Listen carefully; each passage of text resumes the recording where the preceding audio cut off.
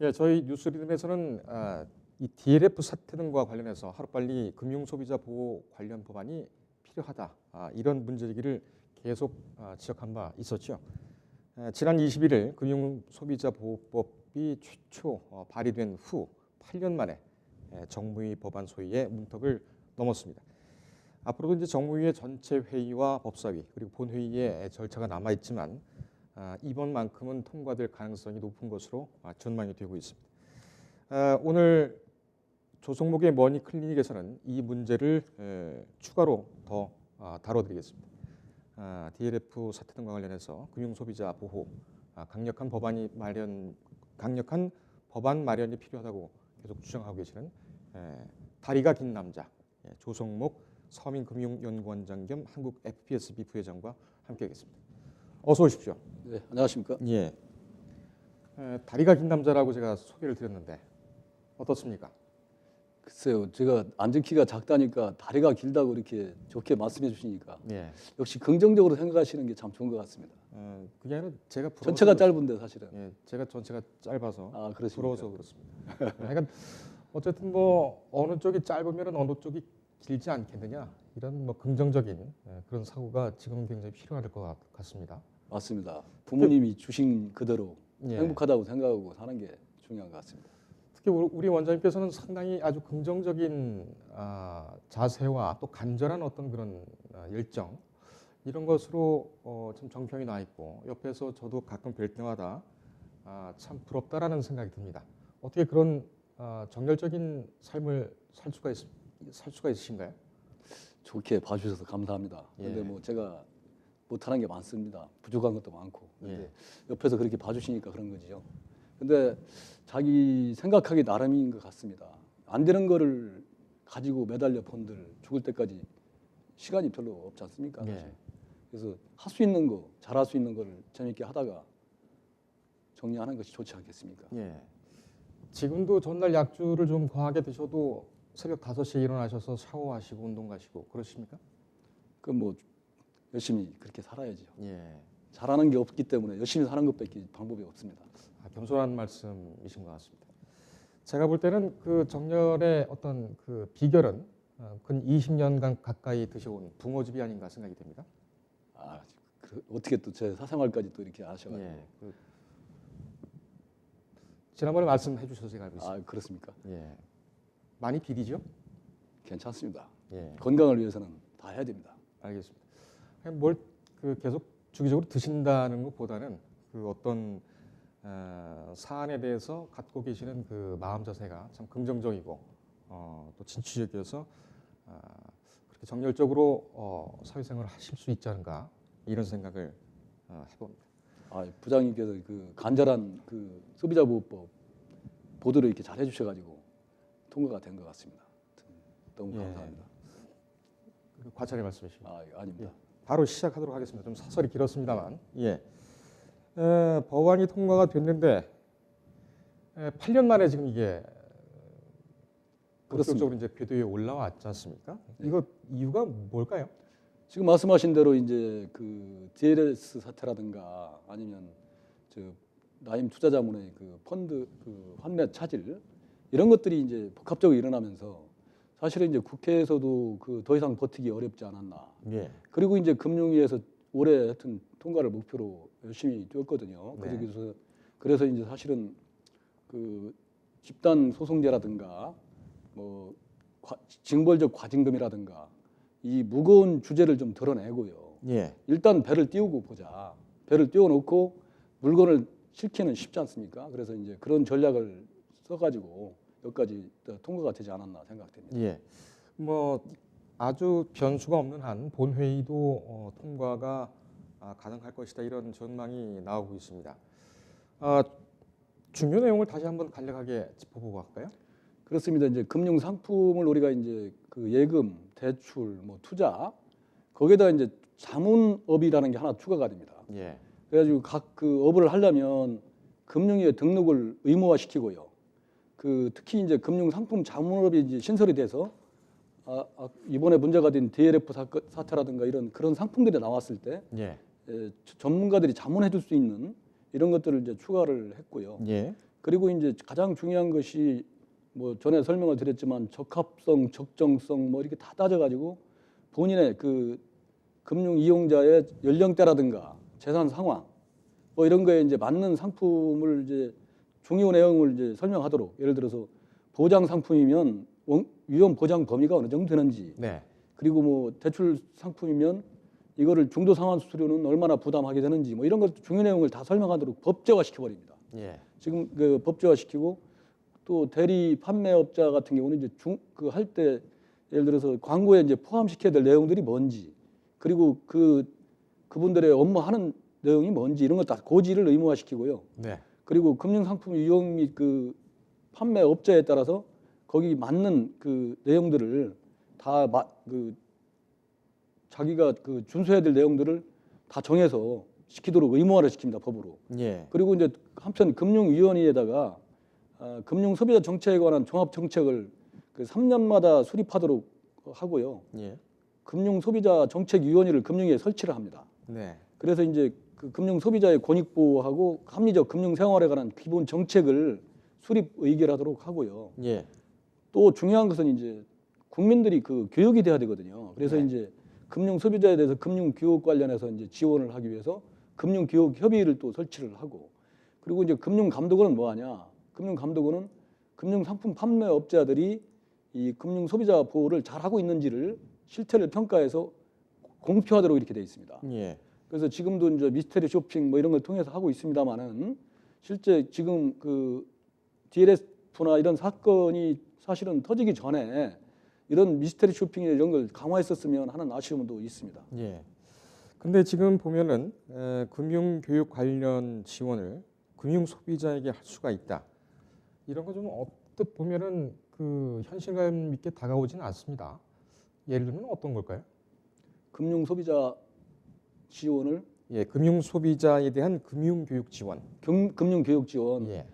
현실적으로 정말 그런 거죠. 그 초등학교 시절부터 그에 맞는 교육, 자기가 벌은 소득 범위 내에서 지출해야 된다부터 시작해서, 예를 들어서 그 위험한 그 투자는 지금 그 DLF나 이런 것들, 파생 결합 증권이나 이런 것들이 그거거든요. 예.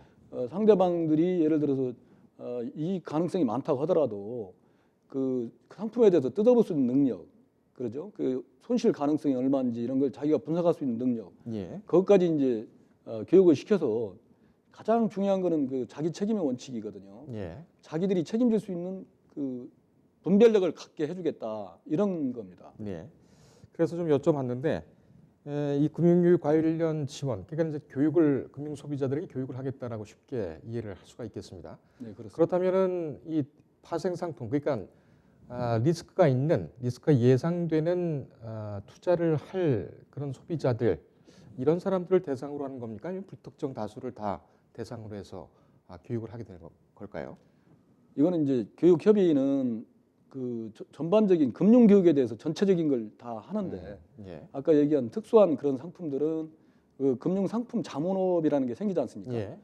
그런 자문업자를 통해서 이제 위험 리스크가 큰 것들은 이제 거기를 통해서 하도록 이렇게 해야 되겠죠. 알겠습니다. 네. 자, 그 이 금감원 분쟁 조정 중인 사건, 이 사건에 대해서는 다른 이제 소송이 또 들어갈 수도 있지 않습니까? 그런데 소송을 또 멈출 수가 있게 된다고요? 그렇습니다. 이게 제가 여러 번 말씀드리지만 우리 서민들은 재판은 그 소송하기가 힘듭니다. 예. 그래서 이용할 수 있는 게, 금융 관련 문제가 생겼을 때는 금융 분쟁 조정 제도를 이용하라, 이렇게 말씀드렸는데, 그동안에는 분쟁 조정을 하다 보면 금융회사에서 소송을 제기하면 이게 이제 법률적인 소송보다는 그 밑에 단계이기 때문에 예. 그동안 그 분쟁 조정을 못 하게 됐었습니다. 근데 이제 손실금액 2천만 원 이하의 그 분쟁 조정 건에 대해서는 일단 금융회사들이 소송을 제기할 수 없도록 하고요. 예. 그리고 이제 분쟁 조정 신청이 들어왔는데 지금 어디서 소송을 하고 있다, 그러면 중지할 수 있도록, 절차를 중지할 수 있도록 이렇게 법안에 마련이 되어 있습니다. 예. 지금 뭐 불완전 판매 시의 판매업자 책임 문제는 계속 지적이 되어 왔던 건데 이번에 강화가 된 것으로 알고 있습니다. 얼마나 강화가 됐습니까?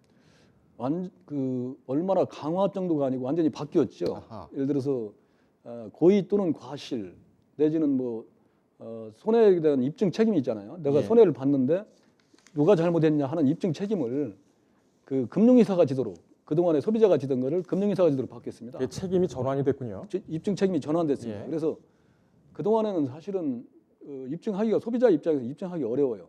의료사고다 그러면 의료사고도 마찬가지로 전문성이 없는 내가 입증하기가 어렵지 않습니까? 그렇습니다. 거꾸로 예를 들어서 의사가 한번 완벽하게 했다는 걸 입증해 봐라. 예.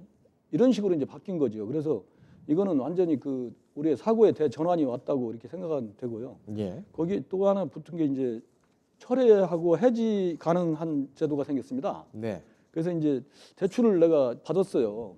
대출을 받았는데 이거를 보니까 다른 더 값싼 대출이 있어요. 그러면 일정 기간 아직 안 정해졌습니다만 시행령에서 정해지겠지만 14일이다 그러면 14일 이내에는 철회할 수 있도록 그리고 이게 위법 부당한 행위로 예를 들어서 계약을 했다 그럴 경우에는 5년 이내에 해지도 가능하도록 예. 이런 제도들이 도입이 됩니다. 그렇군요.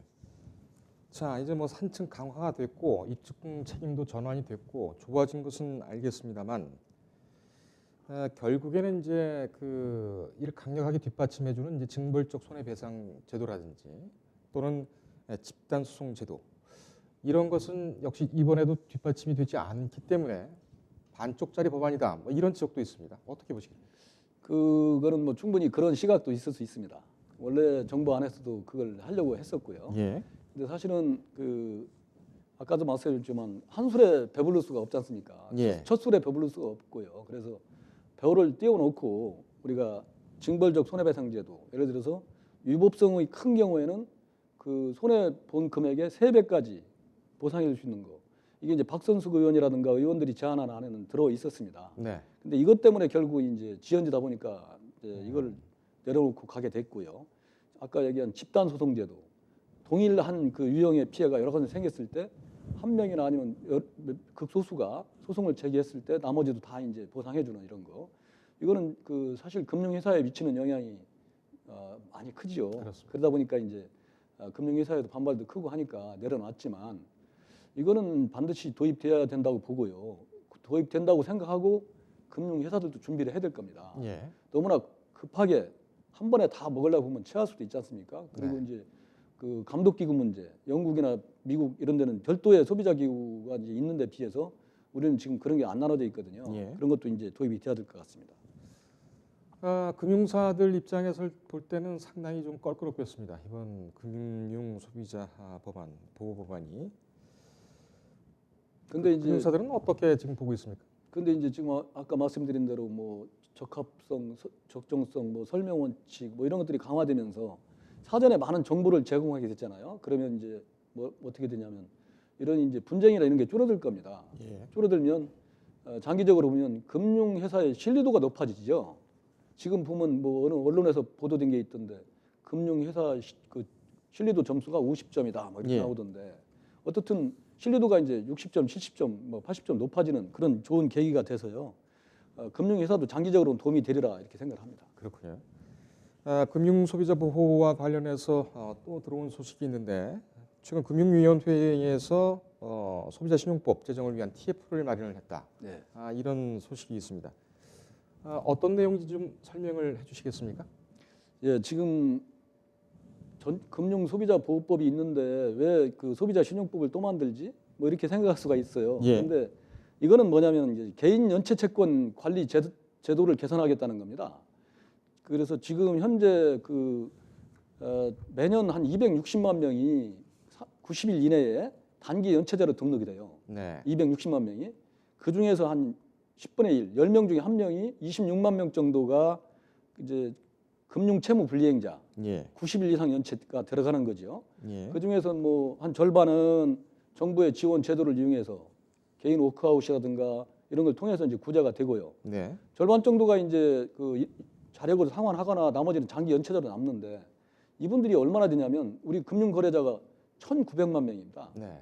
거기에서 한 10분의 1, 10명 중에 1명은 3개월 이상 연체에 걸려 있어요. 예. 근데 이분들한테 지금 할 수 있는 거는 상당히 정형화되어 있습니다. 30일 연체했다? 그러면 이제 기한이 상실시켜 가지고 원리금 한 번에 갚으세요. 그러면서 연체료를 막 계속 부과를 합니다. 예. 그러다 보면 결국은 이제 연체료가 계속 불어나다 보니까 불어나게 되고, 또 하나는 금융회사는 어떻게 하냐면 채권 추심을 위탁해요. 예. 그래서 이제 예를 들어서 3개월 이내에 추심이 안 된다? 그럼 매각을 합니다.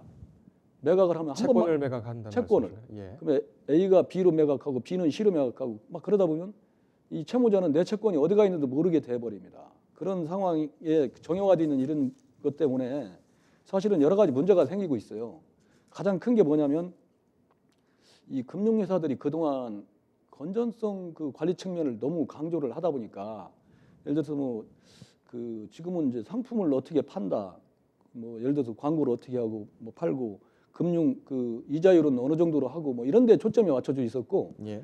사실 연체 후에 이분들이 이제 이분들을 어떻게 관리할 거냐는 이제 민법이나 그 어떤 약관에 의해서 이제 처리가 됐었거든요. 네. 그러다 보니까 이제 사실상 그 금융회사들은 그 자기들 건전성만 강조하다 보니까 소비자들이 좀 그 많이 피해를 본 측면이 있고요. 예. 그리고 이제 그 채무자에게 부담을 주는 그런 그 방식으로 채권 회수를 계속 해왔습니다. 네. 그게 뭐냐면 이제 이 아까 말씀드린 대로 그 채권을 계속 매각하면서 결국은 새로 산 사람은 어떻게 되겠습니까? 계속 그 강도 높은 추심을 할 수밖에 없어요. 왜냐하면 자기 돈 내고 사왔기 때문에. 예. 그래서 그런 그 채무자한테 과도한 부담을 주는 그 채권 회수 문제. 예. 그 다음에 이제 또 하나는 뭐냐면 일률적인 그런 회수 방식을 취해왔다는 거. 어떤 거냐면 예를 들어서 뭐 30일 이상 연체다. 무조건 그 이거는 뭐 채권은 상각을 시켜서 매각 추심 위탁에 들어간다든가, 뭐 고금리 그 연체료를 부과한다든가 뭐 이런 식으로 이제 처리를 해왔거든요. 예. 그래서 어떻게 보면 맞춤형으로 이분들은 조금이라도 도와주면 그 일어날 수 있는 부분인데도 불구하고 예. 그 갚지 못하게 된다든가, 아니면 거꾸로 또 도덕적 해이도 생길 수 있고요. 예. 예를 들어서 어느 정도만 버티면 안 갚아도 되는구나, 뭐 이렇게 하면 안 되지 않습니까? 예. 빌린 돈은 갚게끔 유도하는 거죠.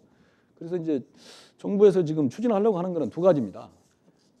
우선 이게 지금 그 영국 같은 데도 이제 1974년도에 이런 법이 생겼거든요. 컨서머 크레디트 액트라고 해가지고 소비자 신용법이 생겼어요. 벌써 예. 74년도에. 미국 같은 데는 60년대에 생겼고요. 근데 뭐냐면 크게 두 가지입니다.